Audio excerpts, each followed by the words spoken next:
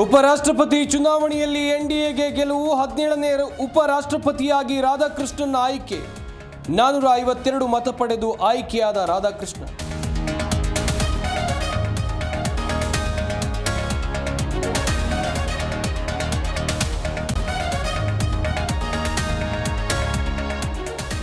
ಜೈಲಿನಲ್ಲಿ ದಾಸನ ವಾಕಿಂಗ್ಗೆ ಕೋರ್ಟ್ ಅಸ್ತು. ವಿಷ ಕೊಡಿ ಅಂದವನಿಗೆ ಹಾಸಿಗೆ ದಿಂಬಿನ ಸೌಲಭ್ಯ.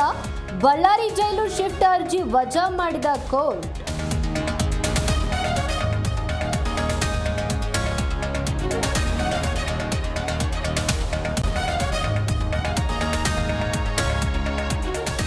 ನಾಳೆ ಮದ್ದೂರಿನಲ್ಲಿ ಬಿಜೆಪಿ ನಾಯಕರ ಶೋಭಾಯಾತ್ರೆ. ಮುನ್ನೆಚ್ಚರಿಕಾ ಕ್ರಮವಾಗಿ ಪೊಲೀಸ್ ಬಂದೋಬಸ್ತ್. 600ಕ್ಕೂ ಹೆಚ್ಚು ಸಿಬ್ಬಂದಿ ನಿಯೋಜನೆ.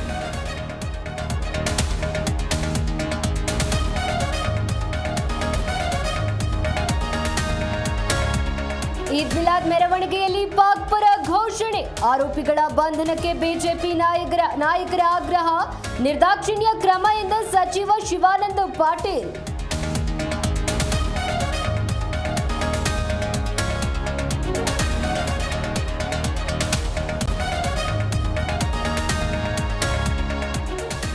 ಬೆಳಗಾವಿಯಲ್ಲಿ ತಾರಕಕ್ಕೇರಿದ DCC bank election. BJP Congress ಬೆಂಬಲಿತ ಕಾರ್ಯಕರ್ತರ ನಡುವೆ ಗಲಾಟೆ.